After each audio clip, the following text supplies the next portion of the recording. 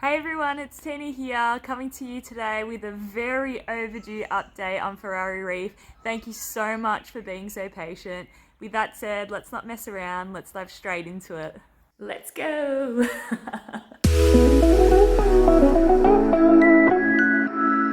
I do want to also say a very big thank you to each and every one of you who've been watching my videos or supported me on Facebook or who have subscribed to the channel. It really does mean a lot and it is very much appreciated. It is a platform I do want to start using more of. I should be having more time to be able to do these things in a month or two. So it's something I want to start building on. So if you'd like, just hit subscribe below. It takes a couple of seconds. You'd be really awesome for doing that.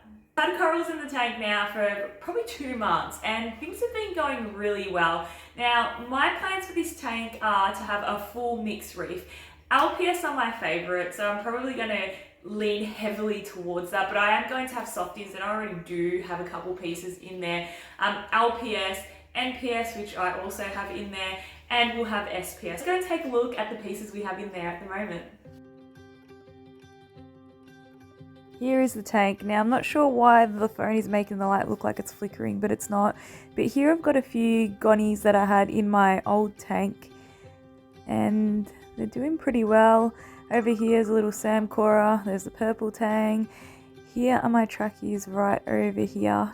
Now that one on the side looks a little retracted, that's because I've poked it to show you the coral flesh that is growing underneath. Over there, those Fimbrophilia, some Packies, Lobos, Blastos, and here is my NPS. It's a Gorgonian. I've actually never tried one before. It's non-photosynthetic, but we'll see how it goes. Most of the corals that are in there, as you can see, are LPS pieces and they tend to be slower growers. Now, I don't mean you add a piece like some kind of Fimbrophilia and it's this big and a week later it's this big. That's not real true growth. That's just a change in polyp extension, which has various factors that can affect that. But I'm seeing like on my blastomosa, for example, multiple pieces have spread out, little heads around it which weren't there before. I feel like my frog spawn and the hammer corals, I've always found them to be slower growers. Some of the coral that I actually put in there were from my nano tank, which as you know has been in the garage.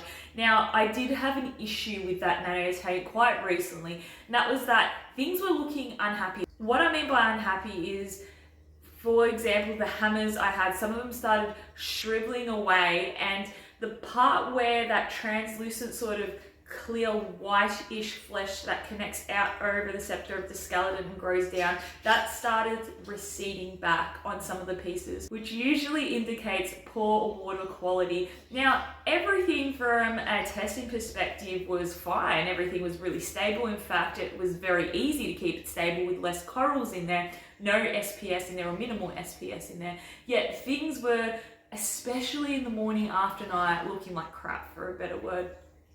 I ended up putting a controller on there, an Inkbird, and learnt that my temperatures were dipping to a crazy low level, and by the time I'd go and check my tank, it had heated up enough to make it look like there was no actual temperature swing, which is sort of my fault because, I mean, I have moved it out to the garage. The installation's going to be awful in there, just didn't click at the time, and I do live in Melbourne, which at the best of times is freezing. So it's causing these massive temperature swings, which explain the issue with the coral. So I found that the heater just wasn't keeping up very well. So I moved some of the coral in here and I thought, look, it's a little bit earlier than what I'd like. With corals that are in poor health, you utilize their energy to try and repair themselves. And a healthy coral, or any kind of coral that you move into a new tank, will utilize energy to then adapt to those conditions. Now, a healthy coral only has that one problem on their plate, where they're utilizing energy to adapt to a new tank, new conditions. Even if they're favorable, it's probably different from the last tank they were in or the last place they were in. A damaged or unhealthy coral has two issues. They've got to utilize energy on that same change, and then they've got to utilize energy on also repairing themselves. I was a little apprehensive, but I just thought, stuff it, what the hell, I'm gonna add it in. It's a little bit too hard to control my temperatures in the garage like I want to. And some of those corals are already showing improvement. There was improvement after a couple of weeks in terms of how happy they looked on the surface, but What is much more important and a better indicator of health is that on some of these corals, the flesh that I was describing before was started growing and regenerating back down over the skeleton. So I have taken that as a very, very good sign that they are bouncing back, which is really exciting. Let's go with the fish I have in there at the moment. Now, there's actually not that many fish, but I do have a couple of clowns in there that I've had for a while. I've got a purple tang juvenile. He probably looks big because he's a bigger fish out of all of them, but he's not that big at all. A small blue tang in there as well, and a yellow cess I've had for 6+ years. I did also recently have a sunburst anthea, which unfortunately passed away. It just seemed that it didn't transition into moving tanks very well at all. From day one, it just wouldn't eat. I never saw it eating. I offered heaps of different options, and unfortunately, it just didn't eat, including baby brine shrimp. There's definitely a healthy pod population in there, just didn't seem to touch anything, and unfortunately withered and passed away, which was really, really sad. I would like to try another one. I think it was an awesome little fish, but this time I might just double check and make sure it's eating at the store. I didn't do that last time. I had a big night the night before. I was just excited to get the fish and wasn't thinking clearly, so it didn't come across my mind, but I do want to try another one. With the rest of the fish that I'm going to put in, I need to get a lid, as the majority of these fish are jumpers. So once I get a lid, which I am in the process of making right now, with a couple of modifications to it that I haven't really seen before, maybe they're around, but I haven't really seen one of them in particular before. Once that is out, I will definitely bring that on video to you. So more fish to come soon once that lid is done and up onto the tank. Let's go a little bit about what I'm feeding and what I'm dosing in the tank currently. Now, this, as I've always said, will change as the tank mature progresses and dependent on its needs. Now, at the moment, I'm just feeding fish a variety of frozen foods. There's also some flake food, which is pretty good. I've been using for quite a while. I do feed nori, obviously, for the tanks in there, at least like 5 times a week. And baby brine shrimp for the corals and for the fish as well. Now, that has been super easy. That little thing I got off of Amazon for small batches, I cannot recommend it enough. I've also been dosing, as my corals are growing, even though I don't have a lot in there, I have had to dose alkalinity every single day. Calcium, I probably get away with it every couple of days, and magnesium, again, every single day. That's what I'm dosing every day, and I'm just doing that by hand once a day. I do plan on putting a doser on there very soon. I haven't fully made up my mind on which doser I thought I did, but then there's a couple other options that kind of like came around. But I'll be putting that on very soon, just because it's so much easier to break up that dosing, even if it's like a 0.0001 DKH change. I'd rather like spread that out during the day and keep things as stable as possible. Okay, let's go to the live stuff that I'm dosing. I'm not dosing too much. It's Fido like almost every day. They're not really very rigid on a routine. I do plan on culturing my own Fido just because I think it'd be easier, and I will want to dose a lot more as the tank matures, or I would dose a lot more if I could right now. It's a little bit tricky. I have been dosing copepods as well every single month. I'm bad with dates, so I just use the first of the month to do my maintenance for things, dosing copepods. I use that as prompting for certain things, and it works well with remembering what I do. I have activated carbon in a filter sock. I'm also continuing to dose bacteria, and I probably always will continue to dose bacteria. It just works very well for my tanks that I've seen. I have been dosing continuum bacteria at least once a week. I've also been dosing the Genesis bacteria probably once or twice a week, and every day the Reef Revolution. I guess the next thing we could jump into is the health of the tank. And what can I say? I am still quite surprised. I have not to this date experienced a dot of cyanobacteria, diatoms. The sandbed is still very clean. No nuisance, green hair, algae, everything's still really, really smooth. Now, I do attribute that to not just dosing bacteria and phytoplankton and all those other things to compete and uptake real estate. There are other things as well, such as timing. So when I first started the tank, I was very stringent with what I'd put in the tank and the timing of things. So It could be very over the top, but I was quite sterile in my approach and what I'd add. As an example, when I'd add snails, I'd make sure there wasn't a lot of stuff on their shells or things I wasn't sure about. And I would actually disinfect the snail shell with peroxide. I do not mean dip the snail in peroxide at all. That will kill it. Please do not do that.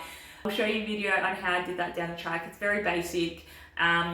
But that was just to ensure that no kind of like macroalgae or anything that were undesirable that were growing maybe on the shell of the snail would then start spreading out in the tank.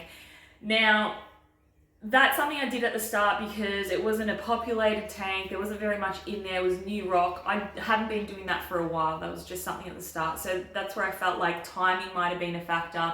Now, there is a downside to that, obviously, which I knew, but I was okay with, and that is that anything that you might be scrubbing off or disinfecting off a snail shell or a coral or whatever, any bad thing that comes off, you're also taking off the good. And there's a lot of great stuff that can be introduced, like bacteria and different microorganisms. But I just thought that sort of things I can introduce later on. I just want the tank to be able to have the best chance possible to not be overtaken with uglies at the start when the system probably can't handle it as well as it could compared to a few months down the track. Touching on the health of the tank is at night, my tank is crawling with mice and shrimp. Like, they are literally everywhere. It's actually pretty cool to see. I haven't really noticed it too much in my other tanks, but it is crawling with mice. It is crawling with amphipods.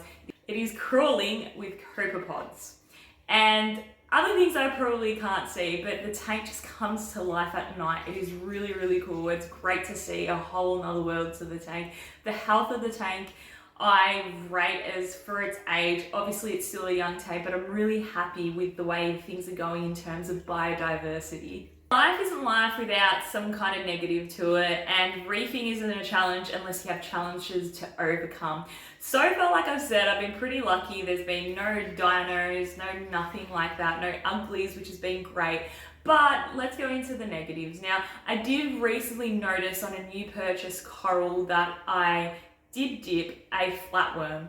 Now, it might have been the Euphilia eating type. It must have gotten missed maybe on the dip somehow, or maybe it was in an egg, but didn't notice it at the time. It was in the tank, so I had to take everything out, like Fimbrophilia wise, and just dip it. I was dipping it every 5 to 7 days for like 6 times, so over a 6-week period. I've recently finished that, and on the dips I progressively did. I didn't see any other flatworm fall off. That is just to sort of break the cycle of hatching and eggs, because eggs are not generally affected by dips. So I finished that a couple of weeks ago, and everything looks good so far, but this is why I emphasize checking your tank at night. Like I said, it's crawling with life at night, and you just see things that you might otherwise miss because they're hiding during the day because they're nocturnal, or the photo period because they're nocturnal. They are just not as easily seen because they hide out in the flesh of corals when they're out. So check your tank at night. You might come across like really cool things, but it's just a really good way of inspecting for pests and seeing what else is in there. Now, without the risk of running this video way too long, which I probably already have, there is a lot I want to include, as it has been so long since I've given an update on the video, but I will do another update down the track for that. I will just briefly touch on future plans for the tank, and that is, as I said, right now I'm stalled on what I can add livestock wise because of the lid, so lid is getting made. I am going to be purchasing more equipment. I've got a couple of Neros in there. I picked up a second-hand one that was a week old for a very good price with the receipt, so I added that in recently. I will also add a doser next, is probably my next step, and we'll look even more heavily into automating equipment. Now, I know I've spoken about that for a really long time. Again, I am the kind of person who really does plan ahead with these sorts of things. I like to research and make the best decision of what will work best for me and my tank. So there is still a lot more to come. I will be adding corals along the way. I'll be adding more fish, and yeah, it's really exciting. It's so cool to have a big tank and just have all this space and be able to see things grow. And not that there's been a lot of growth now, but it's just exciting at the prospect that I do not have to move a coral on just because it's grown 2-3 times its size. I'll be able to let them grow and stretch out, which is fantastic. If you stuck around to the end, thank you again so much. Please don't forget to subscribe down below so you don't miss out on any other updates. Again, thank you so much for being so patient. A fair few of you have asked for an update, which has been really heartwarming. It's so lovely to see so many reefers take an interest in my tank. But thank you again for being so patient.